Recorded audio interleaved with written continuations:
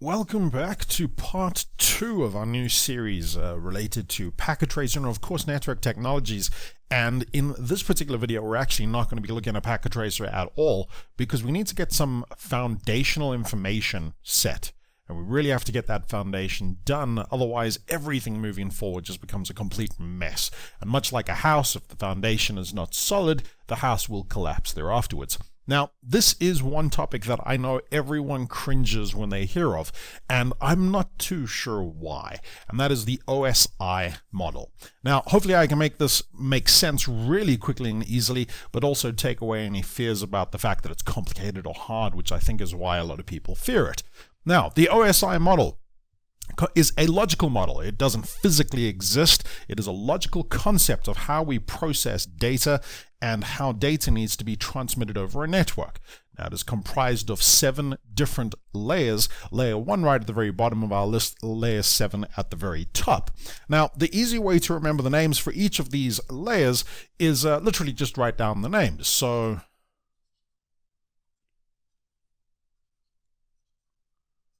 easy, right? APSTNDP. Yeah, sure, but how does anyone remember what those happen to be and what do those letters actually mean? Now, here is what I was actually doing in my head while I was writing those down.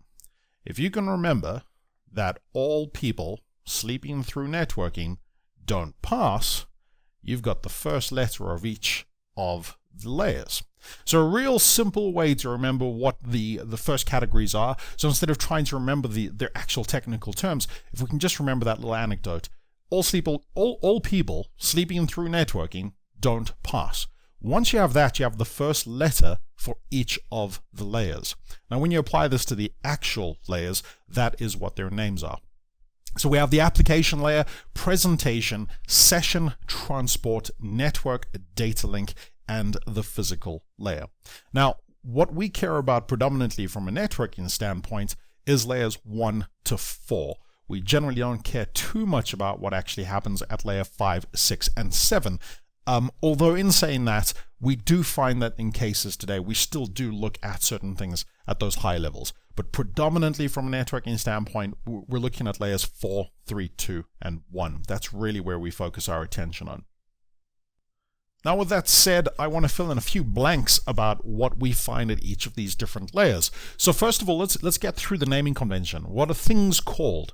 Now, I'm as guilty of this as everybody else, and that is we call everything a packet. You know, when packets traverse the network, and when I want to send a packet from this PC to the next one, it's actually not entirely true that or accurate, it's probably the better way to say that. It's not accurate that we call everything a packet.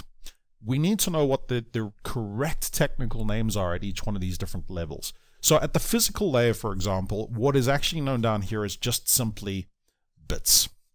We're transmitting bits, ones and zeros. So it's electricity. Or if it was fiber, it'd be light, but it would be pulses. It's a pulse of electricity or lack of electricity, or a pulse of light or lack of light. And this is what we're doing, is exchanging bits. When we're at the data link, we are referring to transmitting something called a frame. And this is where frames are taking place. At the network layer, this is actually where packets are formed, and packets will be found at the network layer. And at the transport layer, we're looking at things called segments. So those are the main names that we're looking at, and these are their true technical terms that we will find at the 4 different layers within the OSI. More to the point though, let's dive a little bit further as to what we find at each of these things. For example, at the Datalink layer, physical, by the way, I want to rule out straight away, there's not much that happens at the physical layer. So we're not too stressed about what goes on there. That's physically putting electricity or light onto a cable and transmitting it. So a network card, for example, you'd find at the physical. Physical is anything you can see or touch or kick. Right, so if you imagine, can I kick it? Sometimes that's users included, but all jokes aside, physical layer is anything you can physically see or touch. Right, that's what we're looking at. However, does it have more to it than just physicality? So for example, if I look at something like a hub would absolutely be found somewhere down here at layer 1. A hub has no intelligence, it has no brain. It is purely electrical current going in one port and out of other ports, and that's all it's doing. It's a repeater. It has no intelligence whatsoever. It's physical. You can kick it, but that's about as far as it goes. Whereas the data link layer, we're looking at something with a little bit more intelligence, something that can process, something that can understand information. And where we find the data link layer, this is where we're going to be finding things such as a switch. At the network layer, this is one step higher than that, and this is where you're going to find routers or routers, depending on how you want to pronounce that. And finally, at the transport layer, this is where we're going to find things like routers, again, would fit into this, but more importantly, we'd be looking at a product like a firewall. Right? Firewall would process at this sort of level. Now, the question then becomes, well, why? Why do I know that it's hub, switch, routers, and firewalls? Well, let's understand what actually happens at each of these 4 layers. So at the data link layer, this is where we're addressing things at MAC address level. So when we're referencing things such as MAC addresses, these addresses are addresses that are designed or built for layer 2 addressing. So any kind of device that is able to read a MAC address and process that information becomes a layer 2 device. So it is something that is capable of processing layer 2. When we get to layer 3, we're referencing things such as IP addresses. So anything that can process an IP address would be a layer 3 device, or possibly even higher. And then when we get to the transport layer, this is where we're finding things such as ports. And ports we're referencing here, logical ports, more to the point. Let me put this in brackets over here. We're looking at something like TCP, which is another protocol, or we're looking at something such as UDP. And these ports are logical sessions or logical connections that exist between 2 communications. Now, the easiest way for me to try and explain how a port works, let me take a step back here just for a quick moment. A port would be if I was to give you a sheath of cable, and this cable happened to have 65,000 wires inside of it. So, and I give you the one end of the cable and I say, hey, do me a favor, go plug a battery into 2 of those wires. Pick any 2 out of the 65,000 you like, pick 2 of those wires, plug one of them into the positive terminal, one into the negative terminal of the battery. I'll plug in a small light bulb on 2 of the wires on my side of the cable. What are the chances we pick the same thing? Right? It's slim. It's really not a good chance. But if I said to you, you know what if you pick the blue cable and the red one, and you make the blue one the positive and the red one the negative, and I'll do the same on the light bulb, well, then we're going to get traffic flow, or more to the point, electricity, flowing through those wires. Now, ports act exactly the same way in networking. They're just not physical wires. They're logical wires. So, for example, if I open up www.google.com, that is going to communicate with Google on HTTP. And HTTP, as the actual protocol, utilizes port 80. Now, Google is expecting to hear from me on port 80. If I communicate on port 80 and it's expecting me on port 80, we have a positive connection. Now, more to the point, Google would probably end up changing the HTTP into HTTPS, or otherwise known as SSL, and this would be using port 443. Now, again, the same principle would apply. As long as I know what port number you are listening to, I can communicate with you on that port. And vice versa. If I'm listening to a certain port number, then you speak to me on that port number, I will acknowledge your call, and we can have a communication channel. So this is where ports will fit in, and this could be based on either TCP or UDP. The big difference between those 2 protocols is TCP is connection orientated, UDP is not. Now what this means is with TCP, when I transmit a packet to you, I'll say, hey, did you get it? You then have to acknowledge and say, yeah, I received the packet. Great, well, let me send you the next one. Did you get that one? Yeah, wait for your acknowledgement, and this continuously happens backwards and forwards. Every packet I send you, you have to confirm you've received it before I send you the next one. That's a simplified example, but that's a good starting point. UDP does not do that. UDP literally just says, here's the data, and it just throws it at you. So it's great for things like real-time applications like voice, video, and so forth, where they cannot afford the time taken to wait for the acknowledgements to come back. So UDP is great for time-sensitive or real-time applications. TCP is used when we're dealing with data that has to be confirmed, and I must make sure that all of the data is exchanged from one side to the other, and that nothing has gone missing and that all packets are being reconstructed. So I hope this has made the OSI maybe make a little bit more sense and hopefully make it fit in a little bit better in terms of naming convention and where I find certain types of appliances and devices within each of those things. Finally, let's show you how this actually wraps up. How does this all fit together? So within the OSI model, when I have my PC open and I open up something like an email and I type the email and I hit send, what needs to happen is my computer needs to process that data and somehow get it from my Outlook or my email client, whatever it is I'm using, onto the wire to transmit it. This process happens from layer 7 down to layer 1. The application, of course, is exactly that, the application I'm using. In this case, it might be Outlook or Gmail or whatever it is that you are utilizing. That creates the data itself.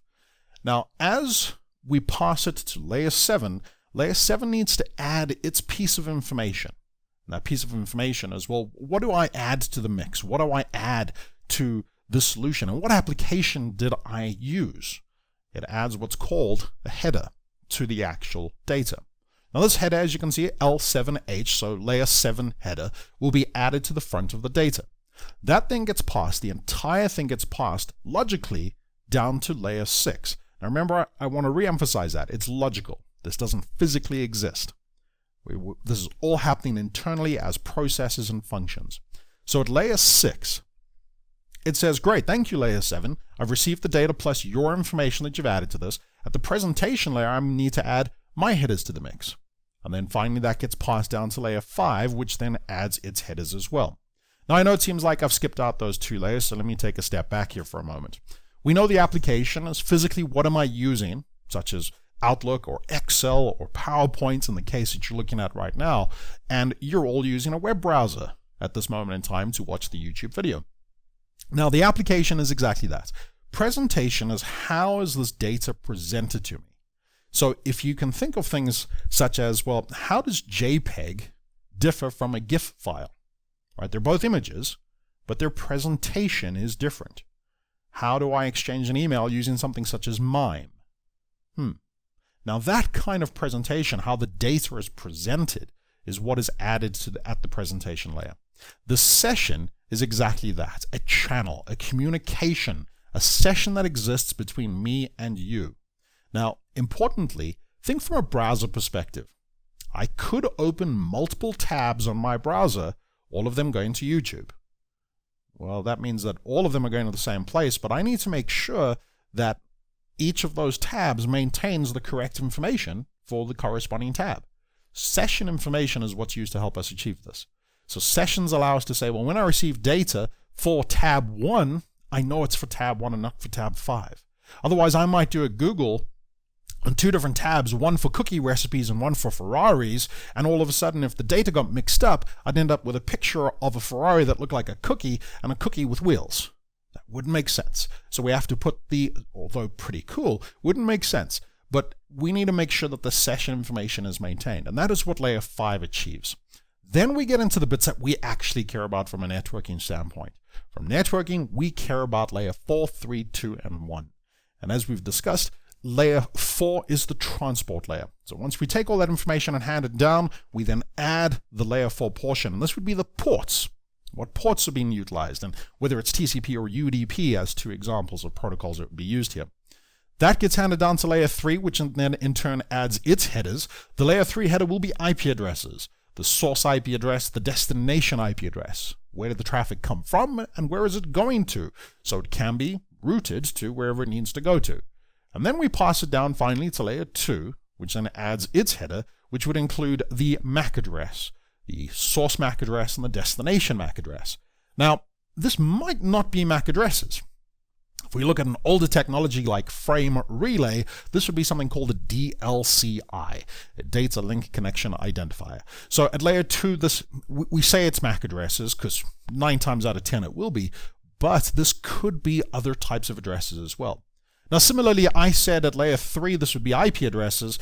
Now, let's take our minds back 15, 20 years where there was a protocol that was heavily used called IPX-SPX. So that would be in the layer 3 header in that case. That protocol, unfortunately, is pretty much dead. I certainly haven't seen it in about 15 years.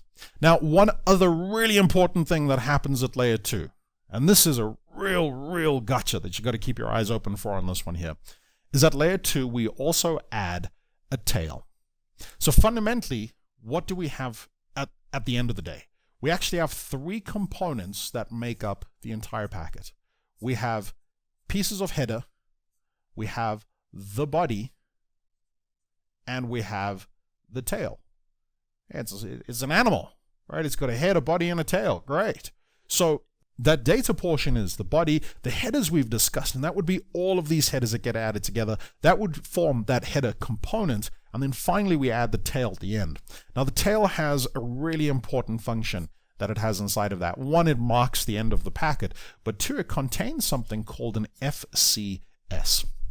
An FCS stands for Frame Check Sequence. Now, the frame check sequence, very often confused with something called a CRC, which stands for Cyclic Redundancy Check. Now, the truth of the matter is they're actually one and the same thing. CRC is a mathematical equation, whereas FCS is the result that we find at layer 2. So fundamentally, they are the same thing. It's just how they're actually physically referenced or called.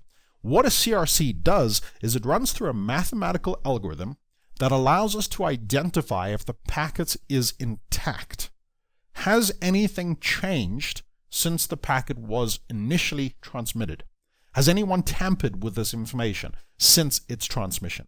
So that is the CRC, which is the mathematical answer, or a hash value, if you wish, that calculates that cyclic redundancy check to make sure that the packet is intact entirely.